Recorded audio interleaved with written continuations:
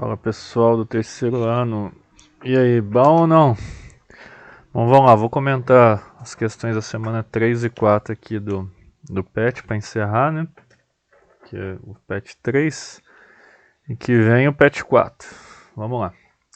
Eixo temático: Mundo Contemporâneo, República, Modernidade, Cidadania e Democracia de 1930 aos dias atuais. Bom, no caso da terceira e quarta semana vai focar na Segunda Guerra Mundial, no término da Segunda Guerra e começo da Guerra Fria. Tema 1. Conflitos do mundo contemporâneo. Habilidades que vocês têm que desenvolver. Estabelecer relações entre sistemas totalitários. São sistemas governados, obviamente, por uma pessoa só. De governo e a Segunda Grande Guerra Mundial.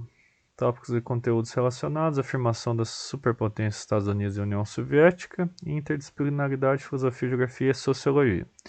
Bom, os textos são bem extensos, inclusive aqui explicando o que são os termos usados aqui na matéria, né? O plano Marshall, o welfare state, que no caso é a parte de previdência, né?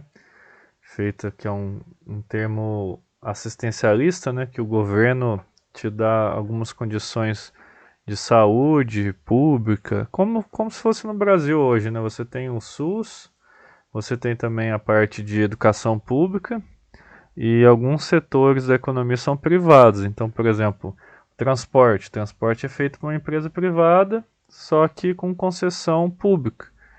Então você tem um transporte público, pode ser que de má qualidade ou boa qualidade, só que ele é feito por empresários, né? Não é do governo o transporte, no caso. E outras coisas são privatizadas também no país, não só os bancos, algumas empresas de automóvel, essas coisas assim, as fábricas de automóvel são todas privadas. E algumas coisas são públicas. Tem público e também tem privado. Bom, aqui alguns cartazes de propaganda, né? Principalmente disso aqui, ó, que tá falando, American Way of Life, que é o estilo de vida americano. Então você vê vários cartazes vendo o consumismo, né? As pessoas consumindo vários produtos, tal. Aqui outros cartazes, né? Aqui falando This country was not built by men in suits. Tipo, ele tá falando aqui que o país não foi feito, não foi construído por homens usando ternos. Daí tem um rapaz no campo aqui. E aqui, come to where the flavor is, come to Marlboro Country. Então, tá falando que aqui venha sentir o sabor, ou venha sentir o verdadeiro sabor. Então, venha pro Marlboro Country. Então, tem até uns Marlboro pros peão aí, ó, para incentivar o consumo do cigarro. Inclusive, na época, em 1940, 50, os cigarros eram até receitados por médicos, inclusive para aliviar o estresse, essas coisas assim. Não existiam muitas pesquisas falando sobre o efeito da nicotina no corpo, né? Do tabagismo e tal, câncer de pulmão, câncer de laringe, de boca e tal. Então era como se fosse corriqueiro. Então as pessoas fumavam no avião, fumavam dentro de restaurante, fumavam em tudo quanto é lugar. Só nos anos 90 ali, 2000, que começaram a proibir o cigarro nos ambientes e tal, no mundo todo. Aqui no caso, os fast foods também foram criados mais ou menos nessa época, né? Let's eat out.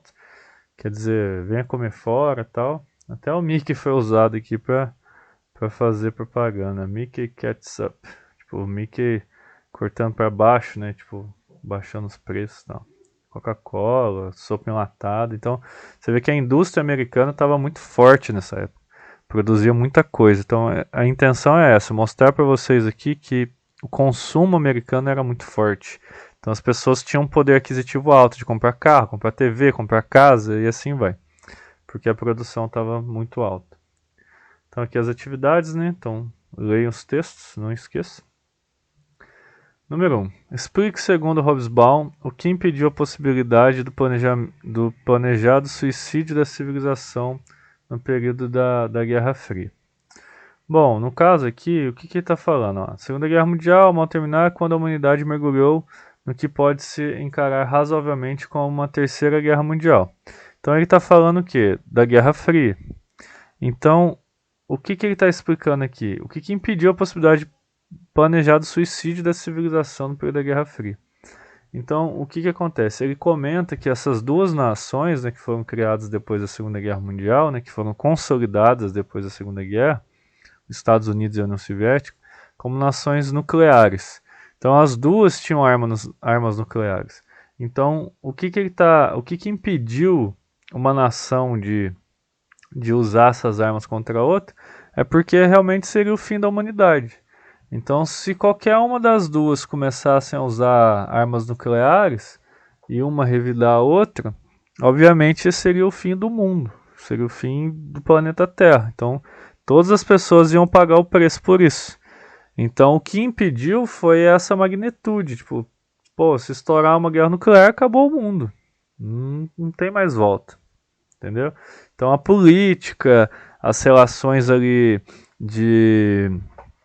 Como que eu posso falar? As relações diplomáticas, essas coisas que fizeram com que os Estados Unidos e a União Soviética não entrassem numa guerra nuclear.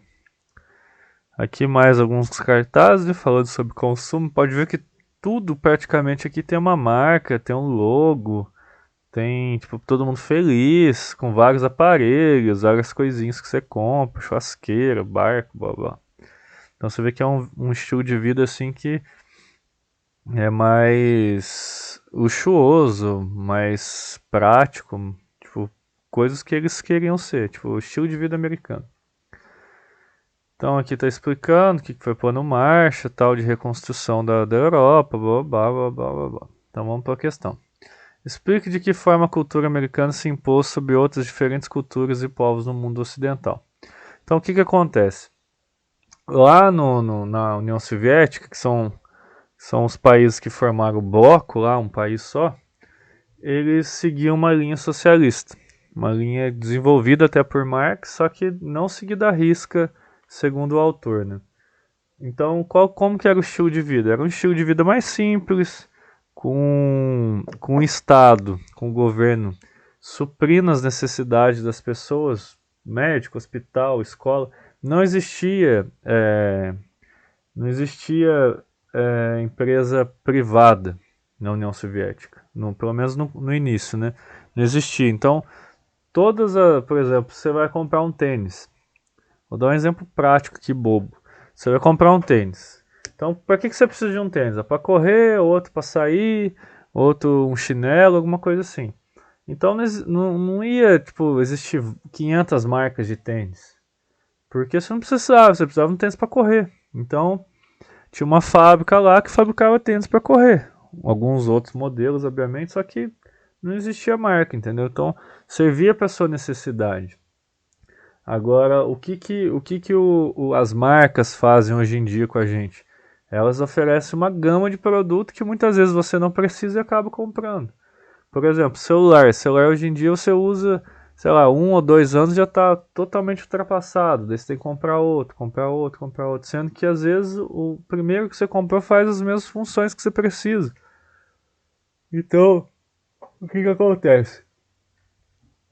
A cultura norte-americana é uma cultura que a gente chama de consumista e está dentro do capitalismo. O Brasil hoje é um país capitalista. Então, se você der uma olhada aí ao redor do seu quarto, você vai ver lá um tênis de marca, um celular de marca tal, sei lá, um desodorante, um creme dental, um computador ou qualquer outra coisa assim. Cada um tem uma marca diferente. E você vê que cada produto desse tem 1 zilhão de outras marcas. Por exemplo, celular tem Samsung, Apple, Motorola, tem várias outras marcas que concorrem para fazer um celular. Só que na União Soviética é como se existisse uma empresa só que fabricava o mesmo celular, ou celulares para pessoas específicas, sei lá, que é um celular que tire foto melhor, então teria um modelo certo para você e tal, mas não teria a marca e não teria o lucro, os produtos seriam mais baratos. Então, o que o americano queria defender como cultura? Que eles poderiam comprar as coisas, que eles eram mais felizes e tal. Enquanto os outros povos do Oriente, principalmente na União Soviética e na China, eram pessoas assim que viviam sem essa, entre aspas, essa ostentação dos americanos, né? Que consumia, às vezes nem tinha um porquê, né? Nem pensava o porquê que estava comprando as coisas. O famoso consumismo. Número 1, então, tem mais um texto ali. Como se caracterizava a partir da década de 60 as imagens e sons produzidos no cotidiano do cidadão ocidental inserido no contexto urbano. Então, aqui no texto, ele fala que os sons que acompanhavam a vida urbana dentro e fora de casa eram da música pop comercial. As palavras que denominavam as sociedades do consumo ocidentais não eram mais as dos livros, mas as marcas comerciais de produtos ou do que poderia comprar. Então o que acontece aqui, Como se caracterizava? Todas as imagens, sons, o que aparecia na TV era para te vender algo. Então isso era o consumismo que eu estava explicando até na questão anterior. Então o que ele está perguntando? Ele está perguntando como eram os sons e as imagens. Os sons e as imagens se baseavam em propagandas e textos publicitários, para fazer você comprar mais, para falar assim, você tem uma vassoura tal, aqui tem uma vassoura rotativa que limpa melhor o chão, sei lá o que, sendo que aquela vassoura que você tinha já fazia o serviço, entendeu? Então ele forçava você pensar que você estava precisando daquilo, daí você compra, daí passa um mês, surge uma outra vassoura, um aspirador de pó, um negócio assim, daí você vai só comprando, porque na época as pessoas tinham poder aquisitivo bom, então as pessoas tinham dinheiro, elas iam gastando com isso. Para que grupo social a cultura de massa, em especial, era dirigida? Principalmente, aqui tá falando aqui, grupo social, cultura de massa, principalmente a classe média baixa, que era grande massa, né? Ele tá falando cultura de massa. O que é uma cultura de massa? São as pessoas, são a grande maioria da população. Então, a direção das propagandas era relacionada com essas pessoas, porque essas pessoas fazem maior volume. Fazendo maior volume, elas gastam mais dinheiro. Certo? Número 3. Explique de que maneira a pop art está relacionada à sociedade de consumo. Bom, a pop art são propagandas, são projetos artísticos que visam o cotidiano. Então a gente tem, por exemplo, o Romero Brito, que é um artista brasileiro, dos quadros todos coloridos e tal. Então aquilo é uma pop art. Então é uma arte que ele faz ali com sentido comercial. Ele não faz aquilo como se fosse um artista lá da Renascença, tipo um Da Vinci, um Michelangelo e tal. Aquela arte assim que era vinculada à igreja, ou vinculada à cultura do corpo humano, que tinha todo um simbolismo. Tipo, às vezes a pessoa até era um artista na época e morria pobre, porque ninguém reconhecia o trabalho dela e tal. E depois de um tempo virou uma celebridade, digamos assim, porque inventou um estilo diferente. Nessa pop art não existe isso. A pop art é uma arte vinculada com comércio. Então, se você é um artista de quadro, você quer que o seu quadro chegue em todos os lugares do mundo. Então, você vai fazendo até você encher o bolso seu de dinheiro. Então, que maneira a pop art está relacionada com a sociedade de consumo? A pop art é a arte, né? É o dom artístico ou a produção artística que é voltada para o mercado de consumo, para ganhar dinheiro. É isso que está relacionado à pop art. Então a semana 4 aqui também, os eixos temáticos tal, são as mesmas coisas. Agora vai focar mais na parte da União Soviética. E vamos lá. Que permitiu a relativa imunidade soviética à depressão econômica da década de 30. Então, em 1929, teve a Grande Depressão dos Estados Unidos, que a gente chama queda da Bolsa de Nova York. Em 1930, todos os países do mundo praticamente estavam quebrados, porque um dependia do outro para fazer comércio. Então, por exemplo, se você vende chocolate, você tem 10 pessoas que sempre compram chocolate com você toda semana. Daí essas 10 pessoas perdem o emprego ao mesmo tempo. O que vai acontecer contigo? Você vai parar de vender chocolate, você vai vender muito pouco, certo? Então o que acontece? Você possivelmente vai quebrar, porque se são só essas 10 pessoas que consomem toda vez, e uma ou outra ali de vez em quando, o que acontece? O seu lucro vai diminuir muito. É isso que aconteceu com os países na época. Como vários países quebraram, as pessoas perderam a capacidade de compra, né, que elas tinham, perderam emprego e tal. Então elas tinham que racionalizar. Então, por exemplo, se antes você comprava lá uma picanha, um contrafilé lá para comer no almoço, agora você vai viver de frango, vai criar até pena. Então você vai comer frango e ovo. Daí quando a situação melhorar, você volta a consumir carne. Então, carne de boi e etc. Então o que acontece? Por que, que a União Soviética não sofreu com a pressão econômica? Porque o país ele estava fechado. O que, que a União Soviética fez? Bom, o que, que a gente precisa para não depender de mais nenhum outro país? Ah, empresa de siderurgia, vamos fabricar aço. Porque a gente tem que fabricar máquina para as empresas e tal. Então vamos fazer isso. Ah, mas espera aí, a gente vai comer o quê? Ah, então vamos incentivar o campo também, vamos produzir mais alimento. Então ela fez isso. Isso chama planificar a economia. Quer ver? Tá até aqui, ó. Ó, plano quinquenal. Ó. O que que é isso? Ele fez o quê? Cada quinquênio, cada 5 meses, eles traçavam planos. Por exemplo, a gente tem que aumentar a produção de soja em 30% para a gente produzir mais comida. Daí era uma meta que eles tinham que atingir. E eles faziam de tudo para atingir essa meta. Várias pessoas eram forçadas a trabalhar no campo. Tipo, pessoas, tipo assim, não eram as condições de vida melhores, mas eles conseguiam cumprir. Daí o que aconteceu? Quando deu a crise, a União Soviética não sofreu. E isso fez com que a União Soviética tivesse uma forte propaganda na época. Bom, todo mundo aí na merda aí procurando emprego e a gente aqui tá tudo empregado e tá tudo certo. Então, o que permitiu a relativa imunidade da União Soviética, a imunidade soviética, foi o quê? A planificação da economia, pois o país investiu nos setores de indústria e agropecuária, nos pontos que eles eram deficitários, nos pontos que eles sofriam mais. E isso fez com que a economia não dependesse dos outros países. É uma independência dos outros países. Explique por que o modelo soviético despertou a atenção dos analistas econômicos da década de 30. Ué, por que ele despertou? Porque, pô, todo mundo quebrado, só a União Soviética que não? Foi, caralho, o que tá acontecendo lá? Vamos lá ver essa bagaça aí, meu irmão. Tá doido? Todo mundo quebrado que precisando de emprego, tudo fudido, e a União Soviética lá, todo mundo lá trabalhando bonitinho, comendo bom, pá, tal. Falei, não, tá errado isso aí. Então o que acontece? Por que despertou a atenção dos analistas? Porque os analistas começaram a questionar. Falei, mas peraí, por que a União Soviética não tá sofrendo? Igual os Estados Unidos, igual o Brasil, igual os outros países. Vamos lá para ver essa bagaça aí, vamos ver o que eles estão fazendo. Então chamou a atenção porque eles não quebraram, eles continuaram crescendo. Número 1 aqui, do textinho do Khrushchev. Discuta com seu colega a contradição apontada por Khrushchev entre o projeto socialista e o regime stalinista. Bom, o que acontece é o seguinte.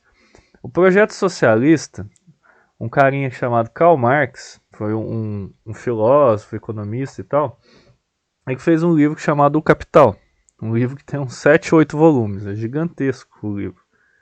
E ele falava o quê? Que depois de um tempo, com a industrialização, os próprios trabalhadores iriam se organizar e tomar o poder. Então o que eles iam fazer? Eles iam fazer um Estado que fosse governado só pelos trabalhadores, certo? Então não ia ter gente ganhando dinheiro em cima das outras pessoas e tal. Todo mundo ia viver dividindo as coisas, fazendo com que as indústrias trabalhassem para as pessoas. Todo mundo ia ter acesso à educação, acesso ao trabalho. Se você, por exemplo, gosta de plantar, tal, você ia ter um pedacinho de terra. Então todas as pessoas iam ter oportunidades ali de trabalho. Tanto é que o símbolo é um martelo e uma foice. A foice representando os trabalhadores do campo e o martelo representando os trabalhadores da cidade. No caso, o martelo faz referência às empresas metalúrgicas, né, que produziam aço. Então o que acontece? O Khrushchev está criticando por quê? Porque o Lenin, que foi o cara que idealizou a Revolução Russa em 1917, ele queria que tomasse o poder, e esse poder aos poucos iria passando para os trabalhadores, que os trabalhadores governassem posteriormente. Então existiria um partido para condicionar a Rússia, ou melhor, a União Soviética, para que os trabalhadores tomassem poder. Só que quando o Stalin surgiu lá e tomou o poder na União Soviética, ele governou como se fosse um ditador. Então um ditador não está em consonância, não está alinhado aos trabalhadores, digamos assim. Entendeu? Então ele estava empurrando a goela abaixo o sistema dele.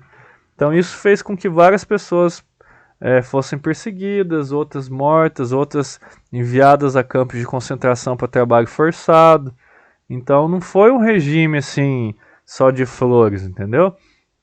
Não foi um regime assim, lá todo mundo tinha acesso à educação, acesso a emprego, tinha terra. Não foi bem assim. Então vários campos foram criados para forçar as pessoas a produzir alimento, outros foram criados para produzir, sei lá, aço, outras coisas que a sociedade estava precisando na época. E isso com mãos de ferro do Stalin. Então, o que o Khrushchev está criticando? Criticando que o Stalin ele não fez um projeto na União Soviética que respeitasse os trabalhadores de forma geral. Ele foi o quê? Um ditador na União Soviética e várias pessoas pagaram preço por isso. Certo? Eu aqui tem mais uma, Revolução Socialista Chinesa. Então vamos lá. Que baseava o segundo texto a expressão Guerra Fria. Então vamos lá. Guerra Fria foi o quê? Após a Segunda Guerra Mundial, as duas potências ganharam muito prestígio, né? Saíram, entre aspas, vitoriosas, que eram os Estados Unidos e a União Soviética. Como as duas, uma estava competindo com a outra para ver qual meio de vida era o melhor, se era o socialista ou se era o capitalismo, então o que eles faziam? As duas tinham armas nucleares. Então elas começaram a influenciar os outros países. Então, por exemplo, a China virou socialista, a Coreia do Norte, o Vietnã, Cuba. Então esses países viraram socialistas. Enquanto os Estados Unidos tentavam influenciar também os países a não se tornar socialistas. Inclusive em vários países houveram golpes que tentaram dar golpes nos presidentes para virar socialistas, como foi o caso de Cuba, na China, com Mao Tse Tung. Então o que acontece? Essas revoluções estavam acontecendo com o mundo todo. Então era uma briga entre os dois países, só que os dois países mesmo não entraram em conflito. Não entraram para brigar os dois sozinhos. Eles iam lá e iam manipulando os outros países para fazer concorrência. Então por isso que chama Guerra Fria, porque ela não aconteceu de fato. Ela foi só ali pelos outros países que eram influenciados pelos Estados Unidos e a União Soviética. De que forma a propaganda oficial reforçou a percepção dicotômica da guerra? Dicotômica, isso é um termo até da biologia. Sabe aquela sementinha de feijão, quando você descasca ela crua assim, ela separa em dois? Aquilo lá é uma dicotiledônia. O que é isso? É uma aula de biologia agora. Ela é uma sementinha que separa em duas partes. Agora, quando a gente fala esse termo na história, dicotômica, é uma coisa que se separa, uma coisa que não tem nada a ver com a outra, é o oposto da outra. Tanto é que a sementinha uma é oposta da outra, né? Ela se junta certinho ali, mas quando você separa ela, uma é de um lado, outra de outro. Então, na história, esse termo dicotômico é uma coisa que são duas partes, uma totalmente diferente da outra. Então, de que forma a propaganda oficial reforçou a percepção? Porque a propaganda dos países, né, da União Soviética e dos Estados Unidos, igual eu falei lá anteriormente, os Estados Unidos pregavam o capitalismo e o consumo. Quanto mais consumo, melhor. Na União Soviética, eles já pregavam outra coisa, que toda a sociedade tinha emprego, tinha estabilidade, etc. Enquanto nos Estados Unidos, por exemplo, em 1929, todo mundo estava sem emprego, várias pessoas se suicidaram porque perderam tudo na bolsa de valores e tal. Então a propaganda ela foi importantíssima para ver que a população estava a fim de seguir aquela ideologia dos países. Por exemplo, a corrida espacial. A União Soviética e Estados Unidos brigavam para ver quem ia chegar primeiro na Lua. Quem chegou primeiro foi os Estados Unidos. Só que quem lançou o primeiro satélite, quem colocou o primeiro homem em órbita na Terra, essas coisas, foi toda a União Soviética, certo? Então o que acontece?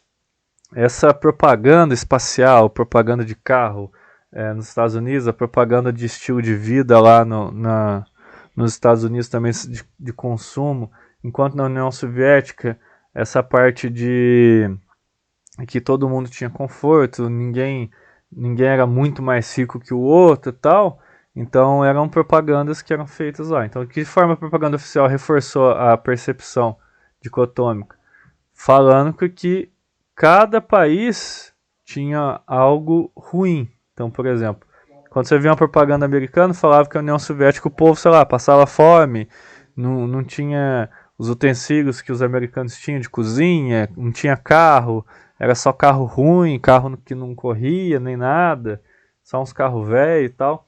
Enquanto na União Soviética a propaganda era o que? Ah, os americanos toda hora perdem os empregos, suicida porque não tem dinheiro e tal, enquanto aqui todo mundo tem emprego, todo mundo vive uma vida ali mediana, mas feliz, tal, etc. Então a propaganda era nesse sentido. Aqui está explicando o termo dicotômico, né? É bom vocês darem uma lida para iniciar.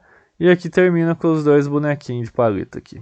Bom, pessoal, espero que vocês tenham entendido as questões. Qualquer dúvida é só dar um grito aí no WhatsApp para mim. Ou entre em contato de alguma forma aí pode ser pelo YouTube mesmo, tal. Agora, até o patch 4, para nós resolver as questões. Valeu, pessoal, boa noite e boa semana.